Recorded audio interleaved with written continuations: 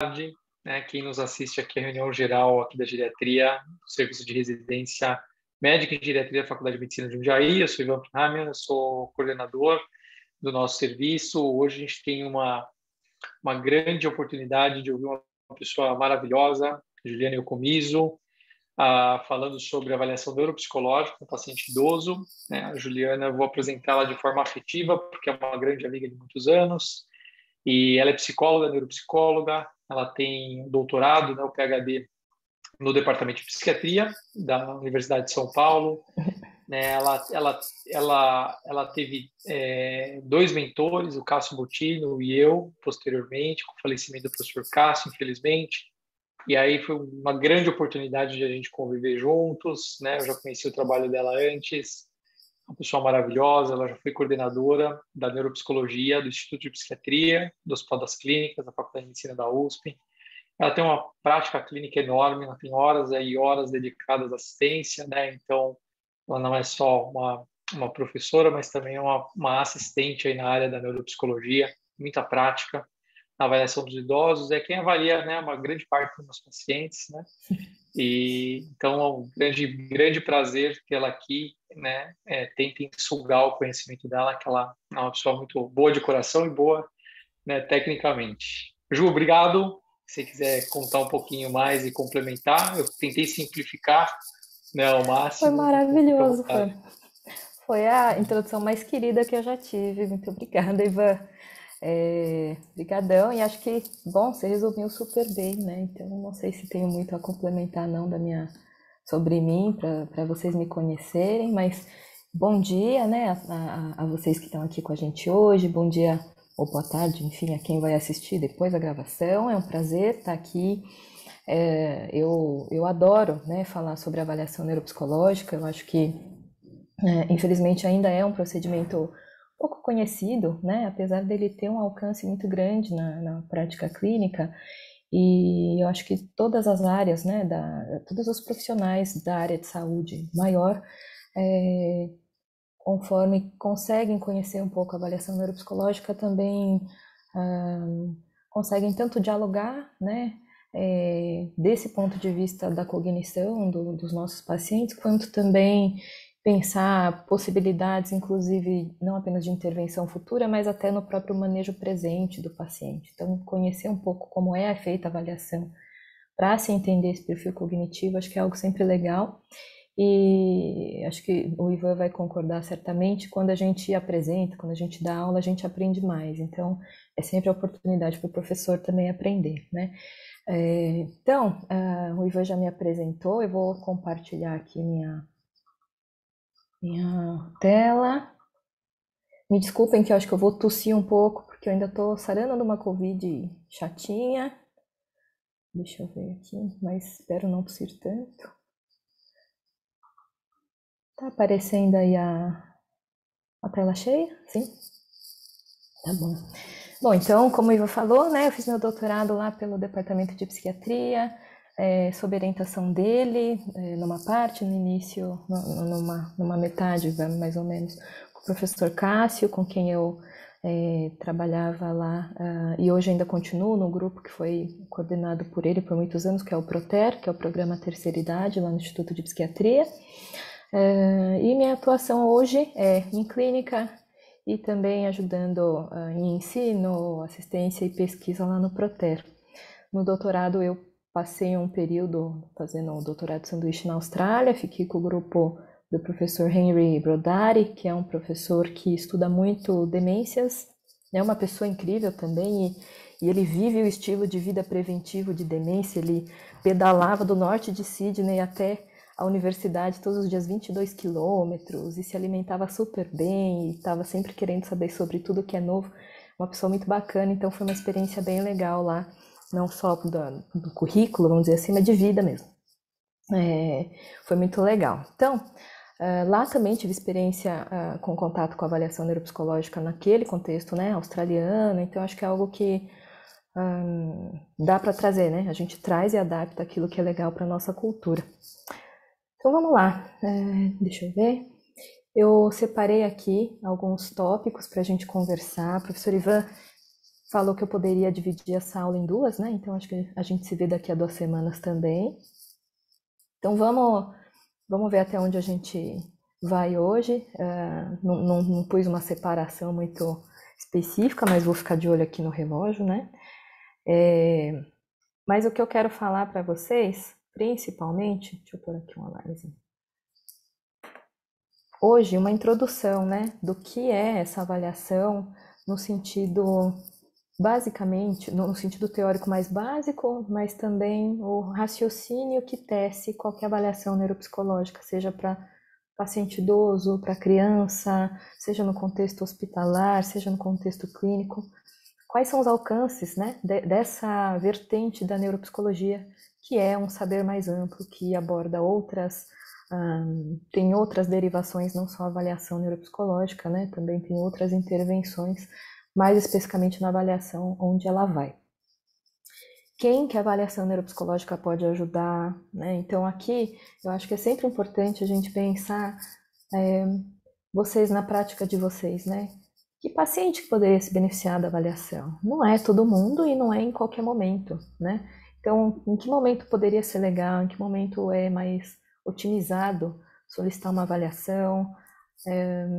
E aí, claro que vocês vão receber depois, né, um laudo neuropsicológico, e eu imagino que muitos já tenham tido contato com o laudo neuropsicológico, e às vezes eu sei que é difícil entender a nossa linguagem, porque é uma linguagem muito nossa, né, tem essa certa alienação da área, assim, e eu quero trazer aqui um pouco como a gente constrói essa avaliação e como são os testes, porque eu acho que uma vez que você identifica melhor, né, vocês conseguem ver um pouco por dentro do processo todo, isso certamente ajuda na hora de ler um laudo e entender aquele resultado, né? Então eu trouxe aqui algumas imagens e alguns testes que inclusive a gente até pode meio que fazer juntos, né? Claro que eu não vou ver resultado de ninguém, mas vocês já estiverem com um papel, uma caneta, um lápis, dá pra gente fazer alguma coisa.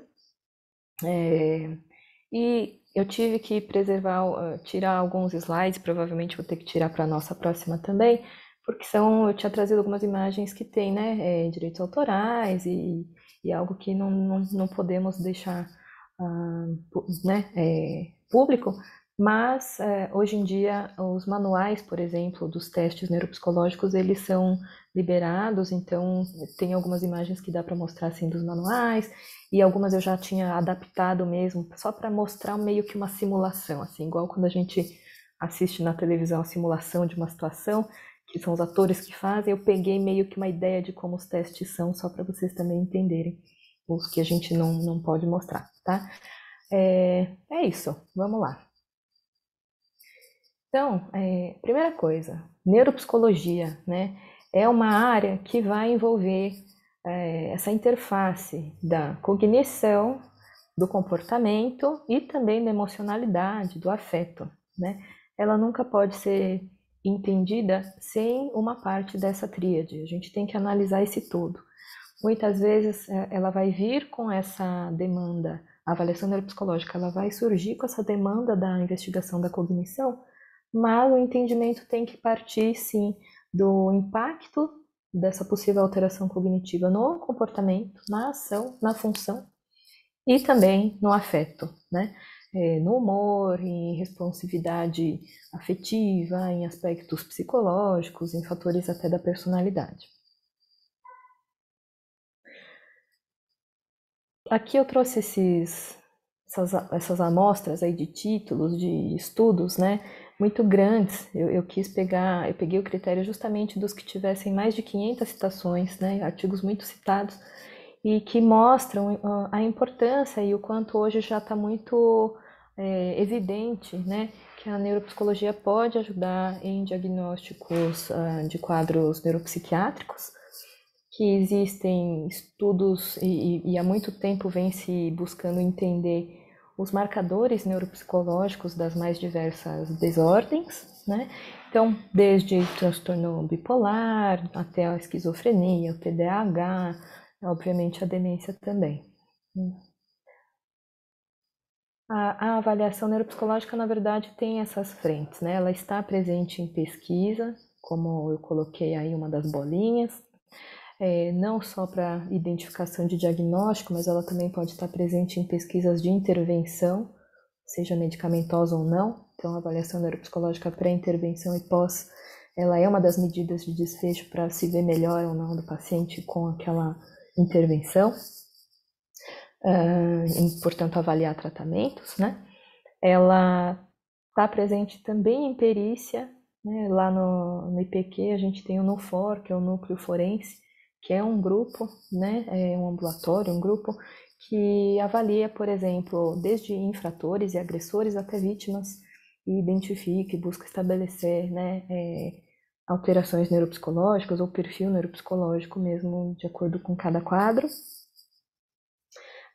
Diagnósticos em geral, como já mostrei, prognóstico, né? Então a gente consegue estimar ou pelo menos imaginar possíveis encaminhamentos que favoreçam o prognóstico daquele paciente avaliado, e esses encaminhamentos vão para todas as possíveis, os diversos saberes, né, da saúde, desde manter o acompanhamento médico até se o paciente se beneficiaria de uma fonoterapia, uma fisioterapia, uma terapia ocupacional, uma psicoterapia, enfim, a partir do que a gente encontra na avaliação. A gente entende as funções cognitivas, obviamente existem várias formas, né? Depende muito da teoria, dos autores que a gente busca. Eu quis trazer aqui uma maneira que é até um pouco diferente do que se costuma aprender e ver, mas que é interessante, e que a autora é uma das autoras principais da neuropsicologia. O livro dela está ali atrás na minha estante, um livrão gigantesco, que foi o primeiro livro no mundo a ter neuropsicologia no título, que é o Neuropsychological Assessment, da Muriel Lesak, que era uma neuropsicóloga americana, é viva ainda, mas ela tem acho que 90 e tantos anos.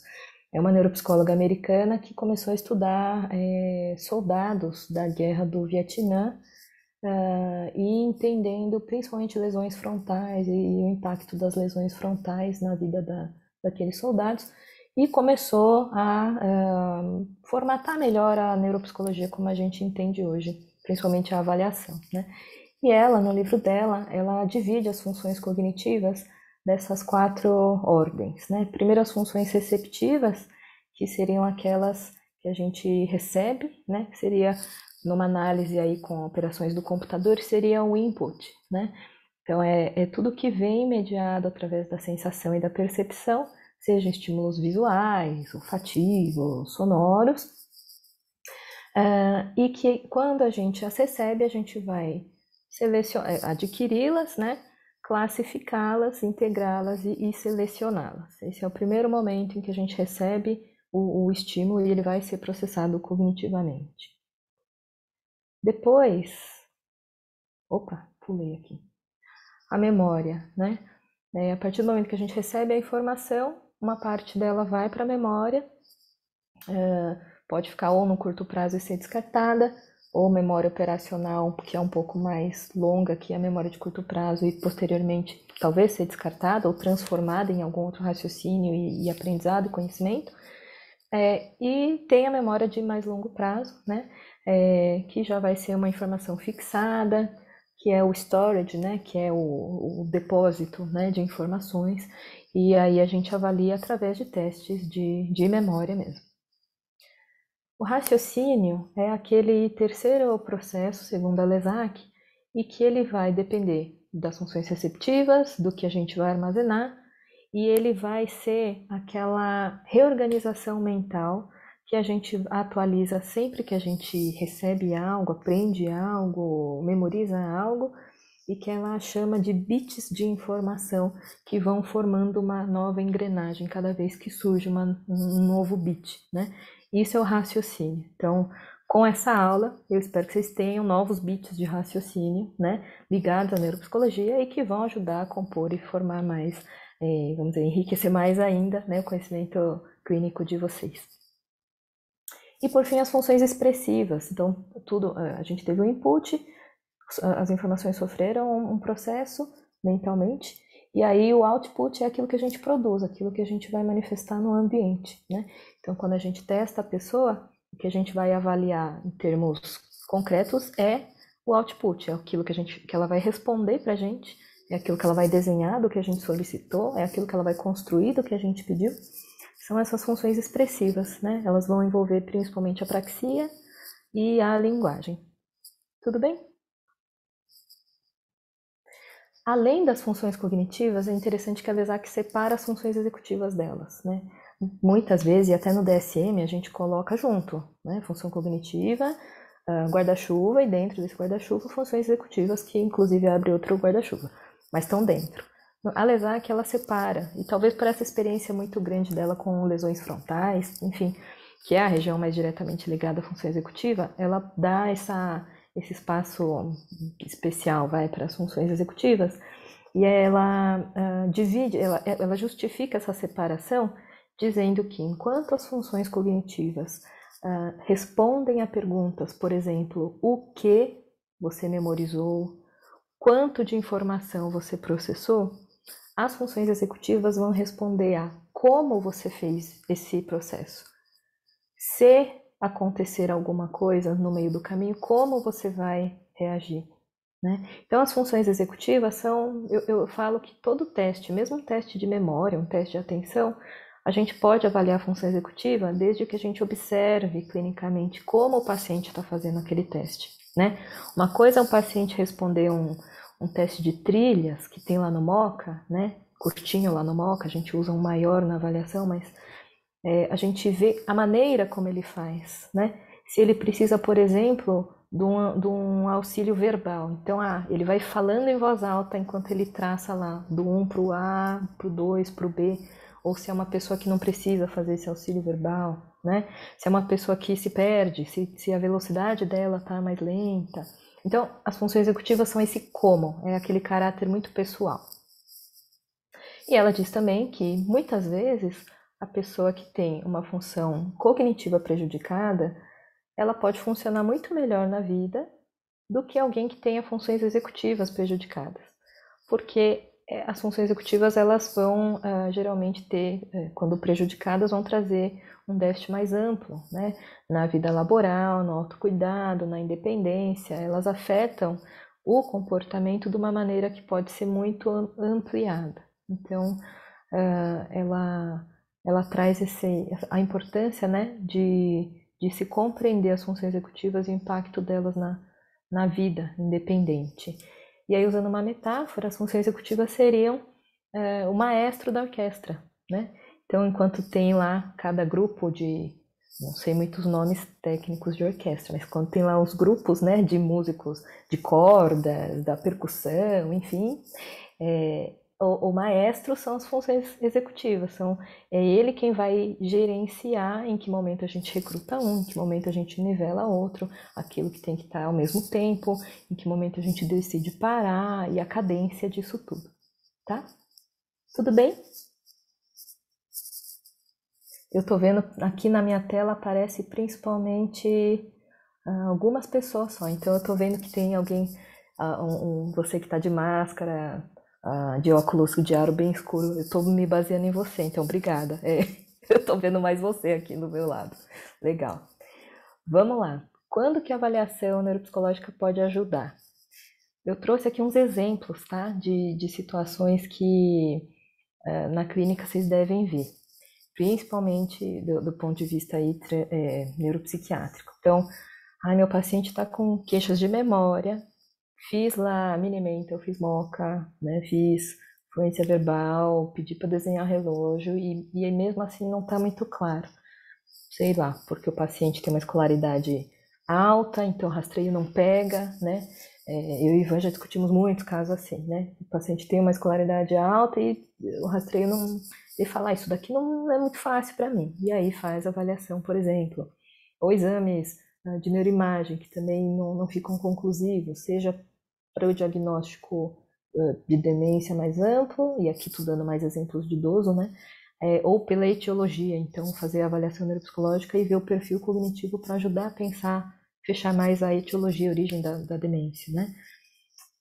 Então, minha paciente tem um quadro crônico de transtorno afetivo bipolar e, apesar de estar estável com a medicação, parece estar começando a ter um declínio cognitivo. É comum acontecer, né? Paciente idoso, bipolar, e começa a ter lá uma alteração. Muitas vezes a gente vê alteração, por exemplo, na área visoespacial, e que faz parte, às vezes, né, da cronicidade do TAB, mas que a avaliação pode ajudar a esclarecer um pouco isso, pensar em intervenção, medir um pouco quanto está deficitário mesmo, né? Um paciente tem um quadro de ansiedade. Será que essa ansiedade é devido a um TDAH que, né, traz disfunção, ele não sabe que tem o TDAH e fica ansioso por não dar conta?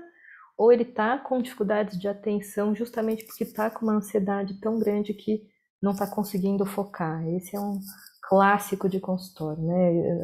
O diferencial diagnóstico de ansiedade e TDAH.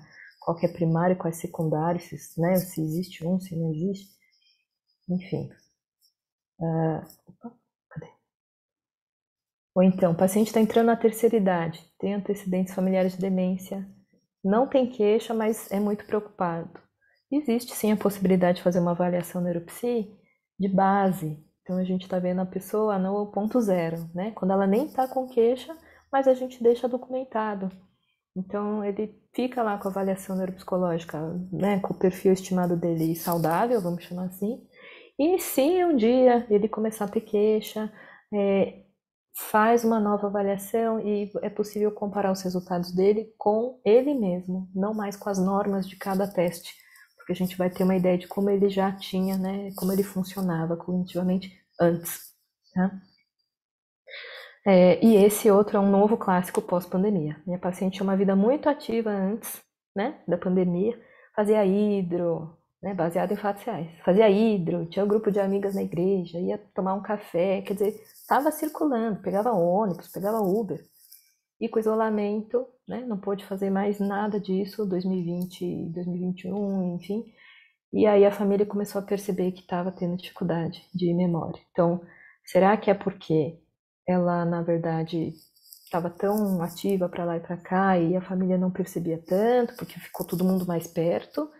Ou não, né? A redução de estímulos, a redução importantíssima de estímulos em todo esse tempo, num cérebro que, obviamente, é mais vulnerável devido à idade, que é o principal fator de risco para a demência, acabou declinando, já tinha uma predisposição, enfim, né? Então acho que isso é algo que a gente tem visto muito nesses últimos 2 anos. E aí a avaliação vai responder, né? Esse perfil cognitivo atual corresponde às queixas dele? O paciente está com queixa de memória. Quando a gente faz a avaliação, os resultados mostram uma coerência com essa queixa ou não? Muitas vezes a queixa de memória chega e a gente vai avaliar e percebe que não é bem memória. Às vezes é atenção, às vezes é função executiva, às vezes é linguagem. Então, vamos entender o que é isso. Esse perfil corresponde às queixas que o informante traz. Então, quando tem um informante, o ideal é que tenha, mas nem sempre tem, a gente sabe.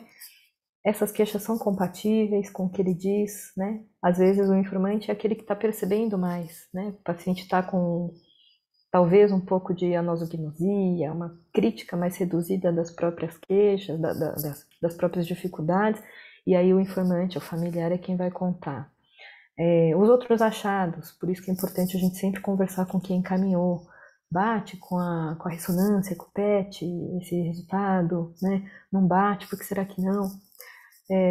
E como está sendo a evolução cognitiva. Então, muitas vezes, a primeira avaliação pode até nem responder um diagnóstico claro, porque às vezes não dá, não aparece, mas a gente acompanha, né? Então, pede uma nova avaliação em 1 ano, e aí consegue delinear melhor o que está preservado, o que declinou, né? E aí a gente vai estimando como esse perfil atual está trazendo impacto no dia a dia do paciente. Atualmente eu estou avaliando uma senhora, ela vive bem, ela não tem muitas obrigações funcionais. Ela tem uma pessoa de confiança que trabalha na casa dela há 30 anos e que faz tudo por ela. Ela brinca que ela é a dona da casa e ela só obedece porque o funcionário está lá há tanto tempo, que faz tudo para ela. Então é difícil a gente estimar o que ela está conseguindo fazer ou não. Mas ela tem tido um comportamento meio compulsivo de compras, e compras sem muito critério. Ela compra coisa de bazar, que não necessariamente está mais com uma qualidade boa porque são coisas usadas e que fogem do perfil que ela tinha de compra e de necessidade dela mesma. Mas ela arranja uma justificativa para isso. E a filha percebe que está demais, né? A filha é a informante que vem e traz, e as duas não se concordam, não chegam num acordo, né? A paciente fala que não é bem assim, a filha me fala, olha, tá lá pilhas e pilhas do produto que ela tem comprado muito, e a paciente em si justifica que ela pode precisar de tudo aquilo. E é algo que ela não tinha dessa maneira até antes da pandemia. Quando a gente fez a avaliação, a gente percebeu uma nítida dificuldade de controle inibitório.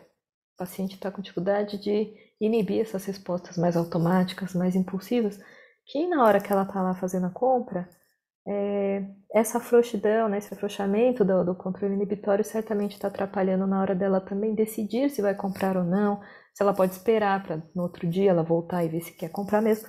E ela tem comprado realmente demais. Então, provavelmente, o que a gente encontrou na avaliação colabora com esse impacto que está sendo trazido no dia a dia dela, com repercussões financeiras, né? Chegou a fazer dívida no cartão de crédito e coisas assim. A partir do perfil atual, que intervenções seriam melhores para o paciente? Então, como eu tinha falado antes, né? Terapias, quais são boas para esse perfil, quais que vale investir para ver se vai responder.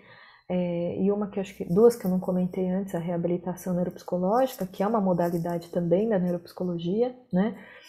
Dialoga muito com terapia ocupacional, por exemplo.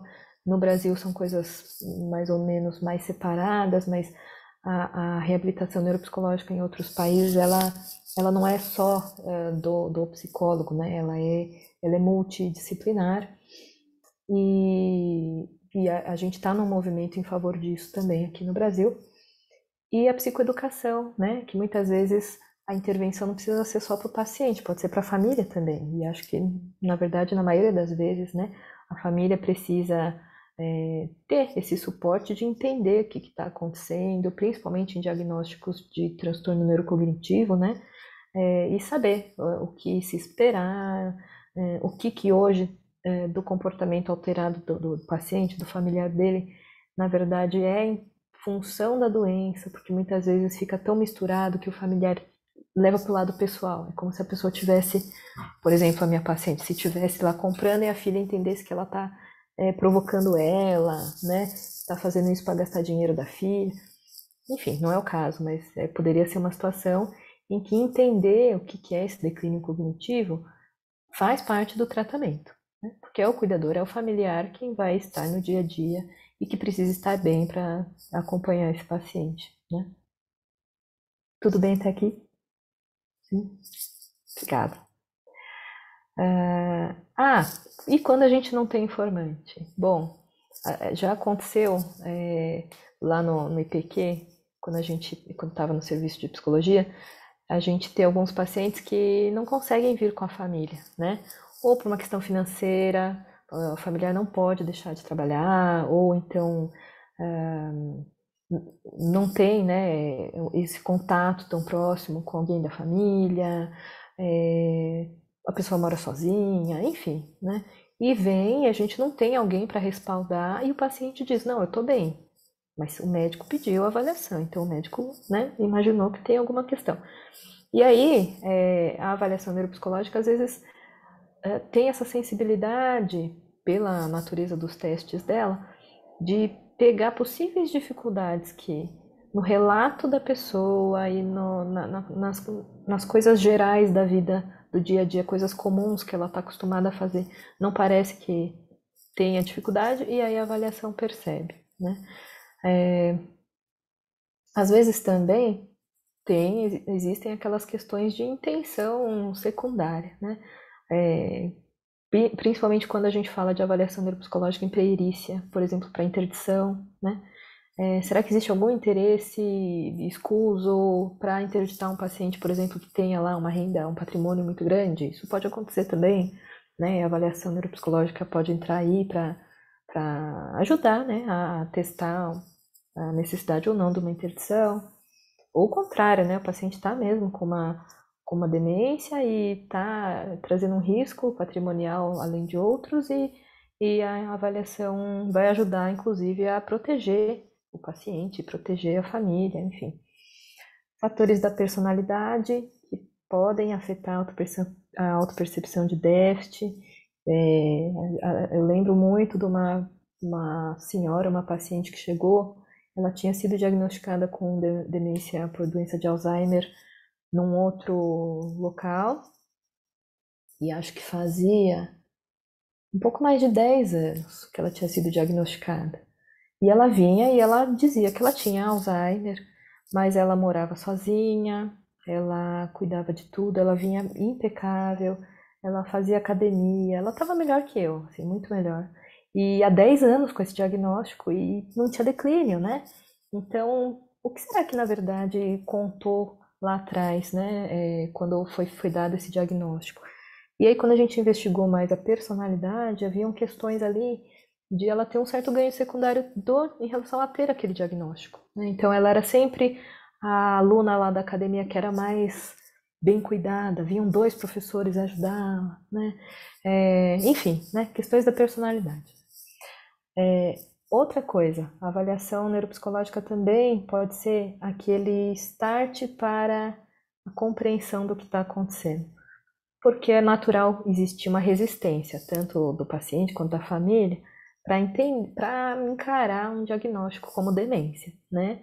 É natural, é como nossos processos de luto lá, que primeiro é negação, acontece. E aí, chega uma hora que a gente não pode mais ficar resistindo a isso e precisa tentar entender isso melhor. Às vezes é uma questão até de abstração mesmo, é difícil entender o porquê que se chegou a essa hipótese de demência. E aí a avaliação é muito concreta, né? Os resultados você vai vendo praticamente numa tabela, você vai ver onde está bom, onde não está. Então, às vezes a família, o paciente precisam ver aquele resultado como uma forma de compreender melhor, de trazer à luz, né, o que está acontecendo. Nem sempre é a coisa mais agradável, óbvio, depende aí, lógico, vai contar muito com o nosso manejo, né, para esse momento da revelação diagnóstica, mas ele pode ajudar, sim, a esclarecer qualquer dúvida e ajudar nesse processo de elaboração mesmo do diagnóstico. Quando não fazer avaliação? Existem alguns momentos em que a gente não recomenda que seja feita avaliação, né? Então, quando o paciente está num quadro agudo que pode alterar a cognição, né? Uma infecção de trato urinário, por exemplo, né? Que traz delírio e por aí, uma internação psiquiátrica não impede, né? Senão, como que eu estaria contando aqui? Porque a gente vê lá em pacientes também, não só em ambulatório, mas em enfermaria lá no IPQ, e faz avaliação neuropsicológica até para ajudar em diagnóstico, quando o paciente é internado.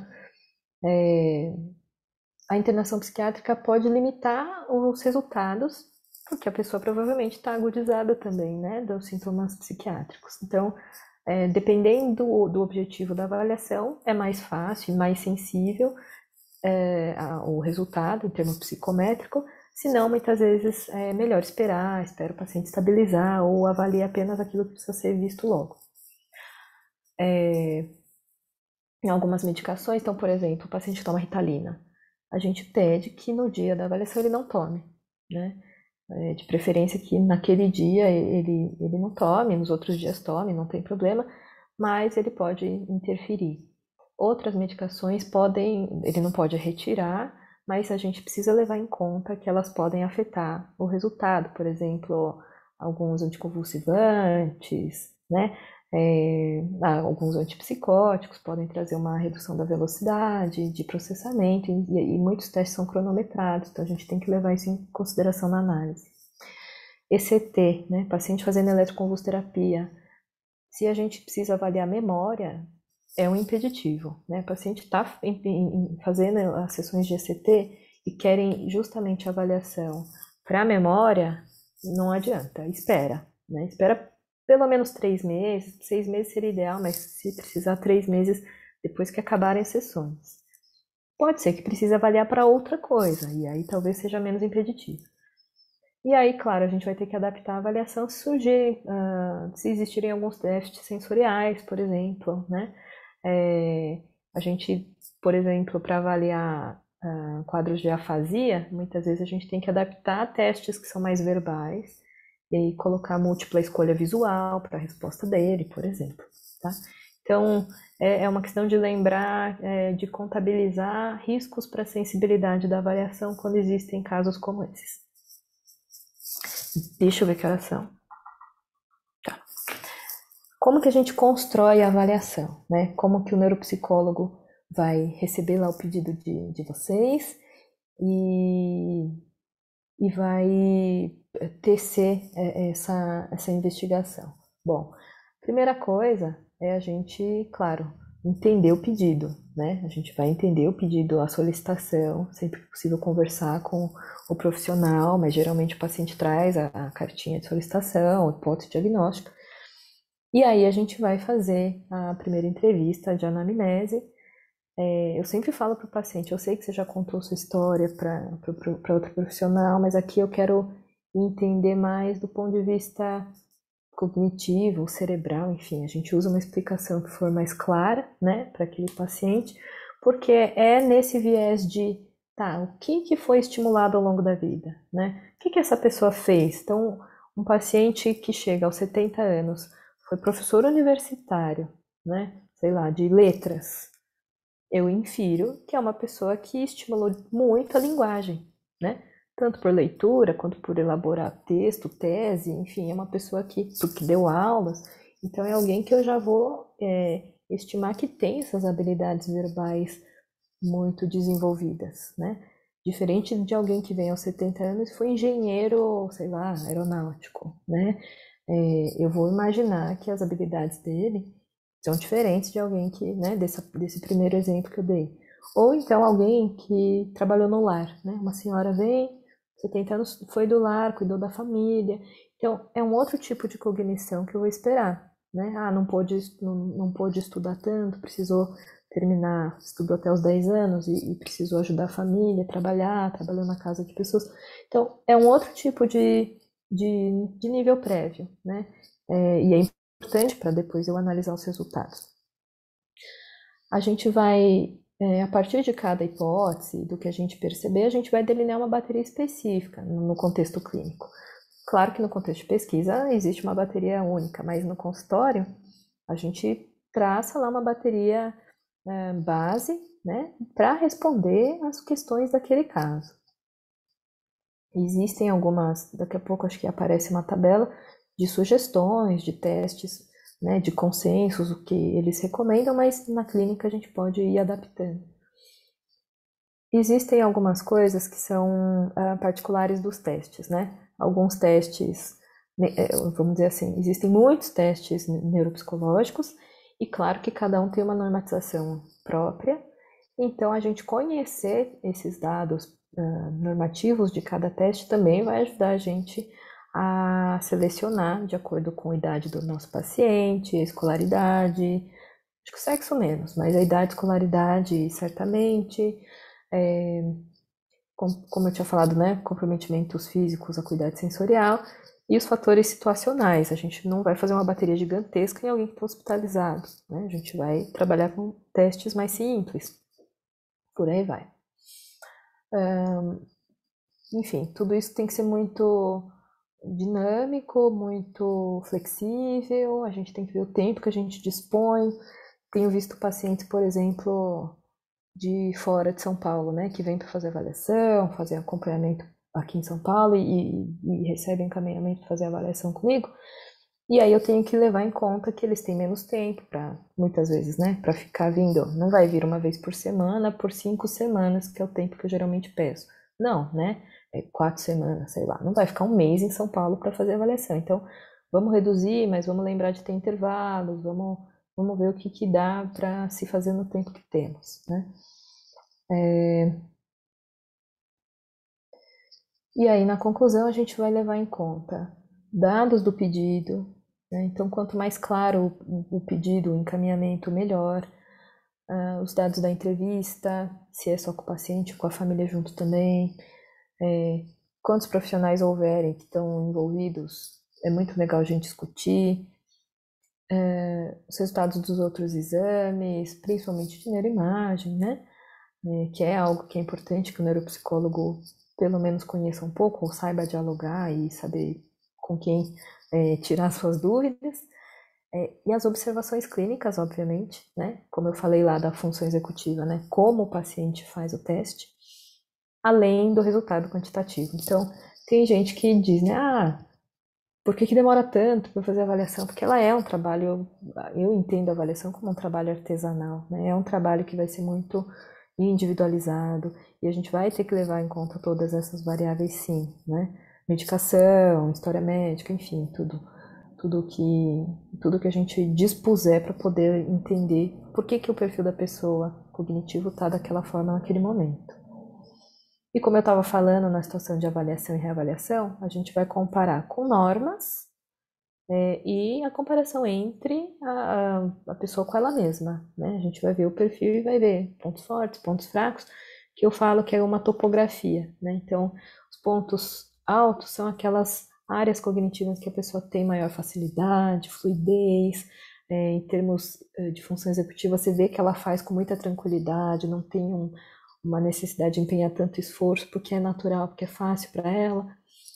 Tem as planícies, né? Então aquilo que está bem dentro do esperado, seja para normatização, seja para o perfil que a gente imagina que a pessoa tenha. E os declives, né? Os vales, né? Aquelas áreas cognitivas que a pessoa tem sim dificuldade e a gente vai entendendo essa topografia cognitiva, vamos chamar assim. Né?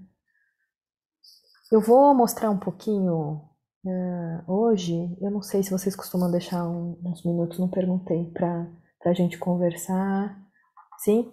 Então, eu só vou mostrar um pouquinho aqui dos testes, só para não ficar tudo para próxima semana. Ivan, se apareceu, não sei se vai falar alguma coisa? Não? Reserva no final de perguntas, né? Tá, Então, mais ou menos ali 5 a 10 minutos, né, para algumas perguntas. Sanar tua legal. dúvida.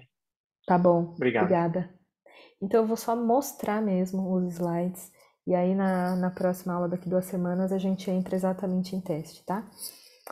Só para vocês terem uma ideia visualmente de como são os instrumentos, a gente tem vários, a gente dispõe de muitos instrumentos que são regularizados pelo Conselho, né, de Psicologia.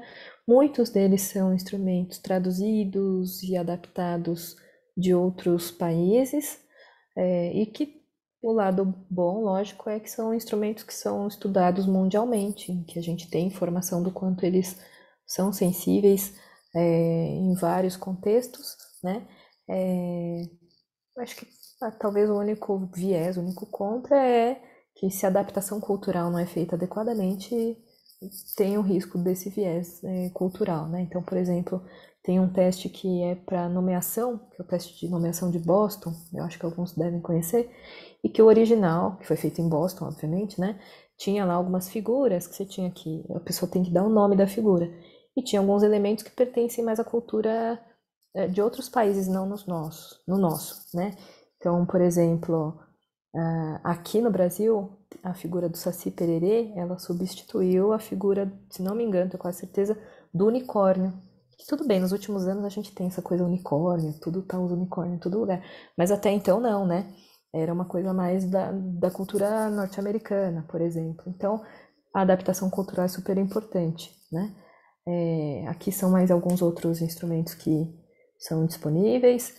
Os da avaliação neuropsicológica são restritos ao uso do psicólogo, então a gente tem que estar com o nosso registro para poder adquirir os instrumentos, né, em lojas muito específicas, mas também existem alguns outros que são vendidos em editoras, como a Vetor, editora Vetor, por exemplo, que são instrumentos de uso aberto, que a gente chama. Então, outros profissionais da saúde podem usar também, e que são interessantes, né? Aqui, por exemplo, é um dos manuais, e aí tem os critérios de correção. Acho que isso eu vou deixar para mostrar melhor na próxima aula. E aí a gente vai olhar os testes a partir dos domínios principais, tá? Na próxima aula. E aqui essa tabela é aquela que eu falei que existe de um artigo da Márcia Chaves e outros colaboradores, sugerindo uma avaliação cognitiva para Alzheimer, né? A avaliação breve e a avaliação expandida, essa de cerca de 1 hora, e eu tentei trazer a maioria desses testes, pelo menos para mostrar um pouco como são, né, para usar um critério de, que testes eu vou mostrar. Então, eu me baseei nessa tabela, a gente vai ver na próxima quinzena.